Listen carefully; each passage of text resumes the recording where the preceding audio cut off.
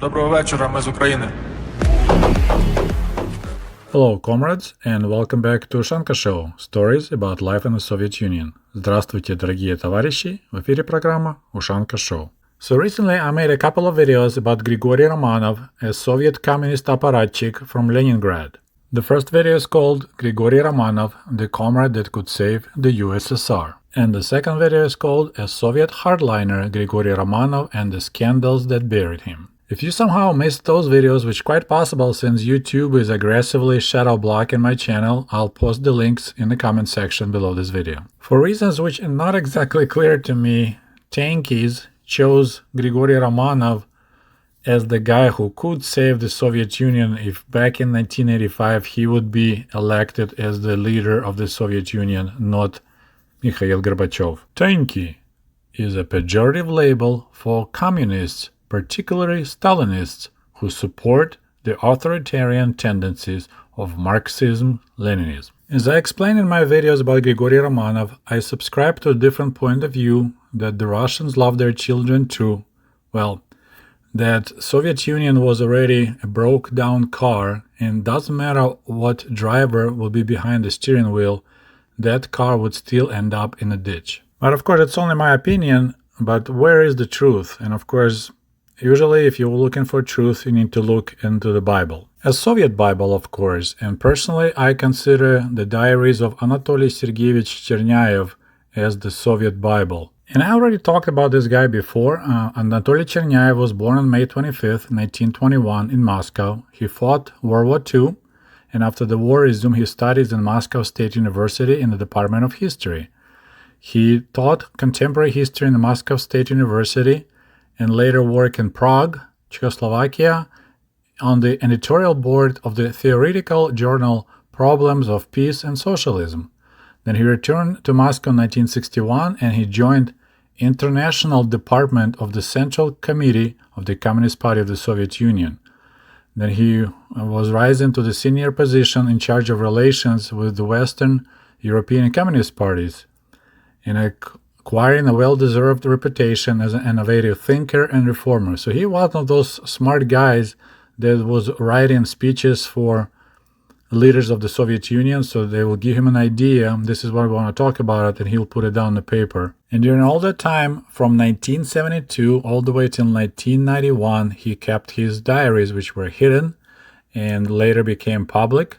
So this is my reference to Chernayev Dnevniki, a Soviet Bible, to see what happened after the death of Leonid Brezhnev. So I went to the website where his diaries are published, and fun fact, back in 2004, Anatoly Chernayev donated the originals of his detailed diaries covering the years from 1972 through 1991 to the National Security Archive in the United States in order to ensure permanent public access to his record beyond the reach of political uncertainties in contemporary Russia. So 2004, he already was concerned that his diaries may disappear. I refreshed my memory on the death of Leonid Brezhnev. Leonid Brezhnev passed away on November 10, 1982, and from there was easy peasy.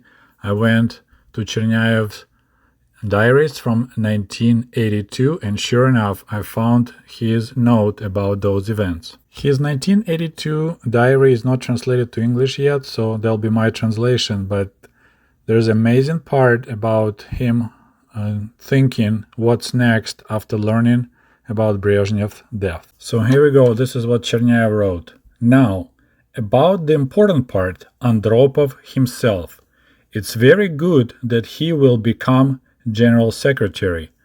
I think that his conversation with Brezhnev, and he mentioned here that he learned about this conversation from academic Arbatov, so Georgy Arbatov, who was the advisor of Andropov, on November 7th. So he learned about conversation between Andropov and Brezhnev on November 7, 3 days prior to the death of Brezhnev. So the conversation itself happened even a little bit earlier. So Chernayev says, I think that this conversation with Brezhnev played its role as some kind of political will. It's very interesting. So that conversation ensured that there will be Andropov, no one else, and next General Secretary. And I can only guess what was conversation about, but for some reason I'm thinking that Leonid Brezhnev wanted to make sure that his daughter Galina won't get persecuted for her, I won't call it crimes, but she was with her husband.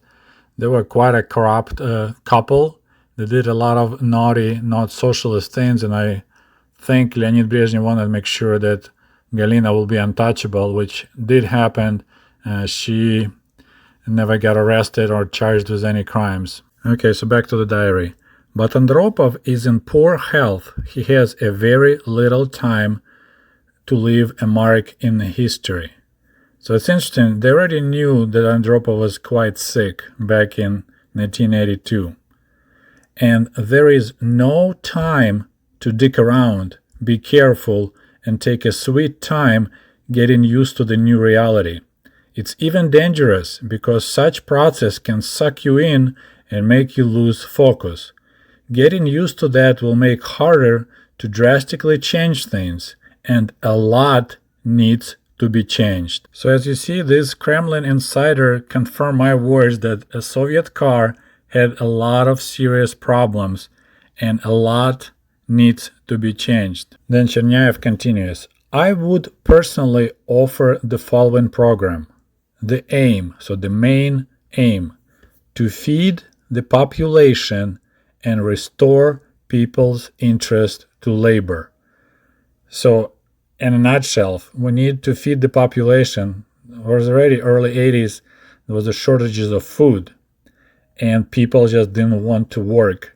So the productivity of the Soviet labor was just pathetic. And Chernayev continues, here are some main problems and methods to solve them. Number 1. Liquidate Brezhnev's infrastructure, all his relatives, his butt kissers and his favorites, all those people that he brought from Moldova and Dnipropetrovsk. So that's, if you follow Leonid Brezhnev's career, he worked for a while in Moldovan Soviet Socialist Republic, and then he was also leader of the Communist Party of Dnipropetrovsk, a large industrial city in Ukraine. And people that he picked there and worked with them and trust them, he brought them with him to Moscow. And then he gives the list of Trapeznikov, Pavlov, Golikov, Chazhelnikov, Sholokov. Like this, the people actually can, each of them deserves a separate video. And of course, if we talk about Brezhnev relatives, we need to talk about Yuri Churbanov. That's Leonid Brezhnev's son-in-law. So he married his daughter Galina. And if you go onto the Russian Wikipedia page about Yuri Churbanov, it says on November 15, 1982, Yuri Andropov invited Churbanov and told him, as long as I'm alive, you and your family, nobody will be messing with. So I bet you that was the promise to Leonid Brezhnev, that as long as Andropov is alive, no one will touch Brezhnev's relatives. But in November of 1984, when Andropov passed away and Chernenko became new leader, Churbanov was removed from his position. I mean, his career was amazing after he married Brezhnev's daughter. Okay, so back to this diary. Liquidate villas, country dachas, hunting grounds, overblown security, hundreds, if not thousands of servants. All this needs to be done to restore the moral right of the new leader. Number 2, leave Afghanistan. Very short, but unfortunately, it took another 7 years before the Soviet Union pulled their troops out of Afghanistan, and 2 years later, Soviet Union ceased to exist. But as you see, on the second most important thing about fixing problems of the USSR was to leave Afghanistan. Number 3, tell Jaruzelski, so that's the current leader of Poland at that time, to figure things out on his own and let everyone know that we will not get involved with Poland under no circumstances. Number 4, accept a declaration similar to the one that Khrushchev issued back in 1956 and the one that he instantly violated by getting tanks into Hungary towards all socialist countries. Cancel the rule that if something is not our way, It's not acceptable and it's not allowed. Let them do what they want. Number 5. Remove SS-20 missiles from Europe. This is a really interesting point. I had to actually look it up because I grew up in the Soviet Union. I never heard of SS-20. I heard a lot about Purging and Purging 2 missiles that capitalist America placed in Western Europe, and that was the huge blow to the peace in the world. But it turned out to be that actually Soviet Union was the naughty boy who first brought this new type of missiles, SS-20, into Eastern Europe, and it created a huge uproar in the Western Europe. As a retaliation, Americans brought their Pershing 2 missiles to Germany and Great Britain, maybe even to France. Number 6. Get our military-industrial complex under control. Openly ignore American provocations and reduce the size of our military at least 4 times. So, once again, Soviet Union was spending way too much money on their military. Number 7. This is actually quite interesting here. Place the Ministry of Foreign Affairs under control of Central Committee of Communist Party. Create a position of Central Committee Secretary for the Foreign Affairs. So I found it really curious why he wanted to have a Ministry of Foreign Affairs to be in complete control of the Central Committee. I don't have an answer for that. That's really interesting and unusual. Number 8. Let all the dissidents, including Sakharov, leave the country, including the ones who is already in prison and the ones who Andropov didn't imprison yet. So that's interesting. Let's open the gates and let everyone who doesn't like Soviet Union just leave the country. Number 9. Similar actions should apply to any Jews that want to leave the country. Simultaneously, let's make anti-Semitism illegal. Make Jews equal to at least to the level of Armenians on our system of nations friendship. This is just hilarious at some point and very sad at another point, because we have made a lot of jokes about Armenians. So to say let's make Jews at least equal to the level of how we treat Armenians in the Soviet Union, that's anti-Semitism right there. Number 10. 70 to 80% of all the ministers should retire. So once again, because your position provided you all those perks, benefits, like personal car, clothes shop that regular workers couldn't get into, special hospitals, people liked those perks so much and they hated losing them, so everyone was clinging to their position. They didn't care about retiring. They wanted those perks. So in 1982, 70 to 80% of all the upper echelon, all the ministers should retire. Number 11. Allow all the republics, including autonomous republics, to have real independence. Give the real rights to local committees of Communist Party and create a widespread encouragement of the horizontal connections between the regions. So here he's talking about really like removing this central control coming from Moscow all the way to the bottom, instead to encourage to have regions to have a horizontal connections.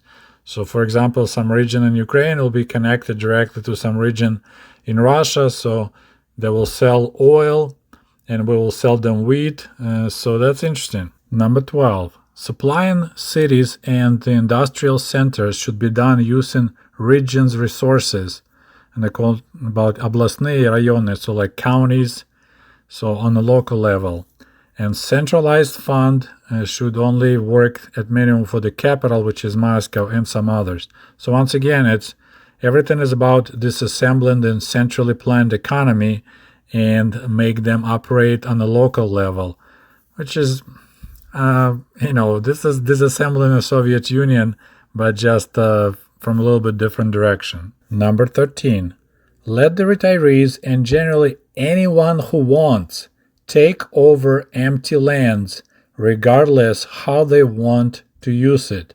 So I already made several videos about dachas, summer homes in the Soviet Union, and those little tiny plots that actually generated 60% of all potatoes grown in the Soviet Union were grown by manual labor on those little tiny plots.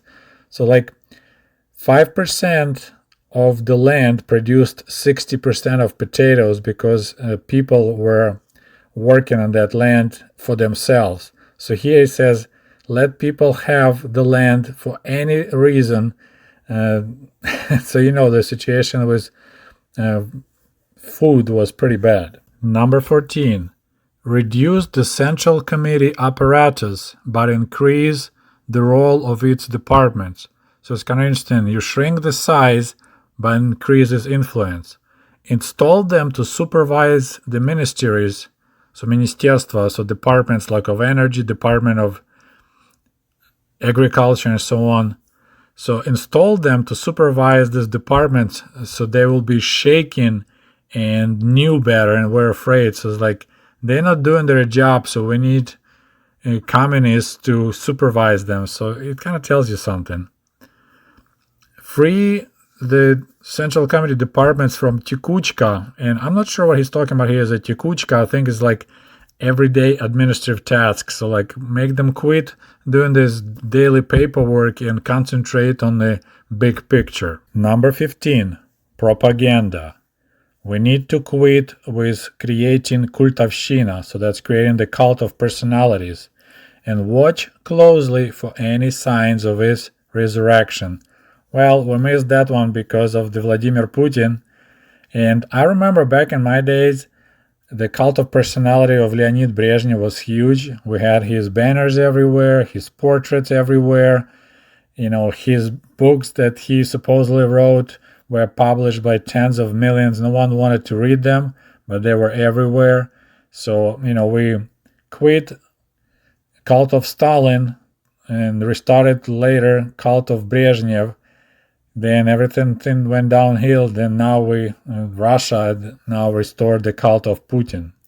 So it all goes by Soviet circles. Give more freedom to the press. Let them criticize even the party. So here we're talking about so-called glasnost. Remember, that's what 3 years later will be one of the programs done by Gorbachev. And then he kind of wraps everything up. Chernayev does.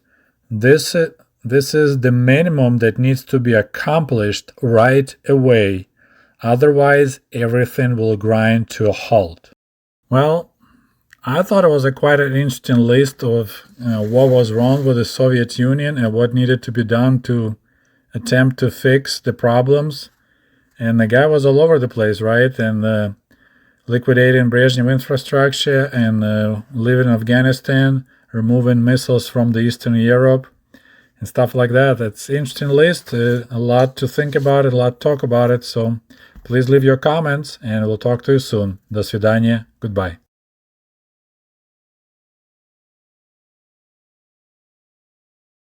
Потому что если дороги будут, то по ним неприятель проедет и прямо в сердце России попадет. Я с ними согласен абсолютно.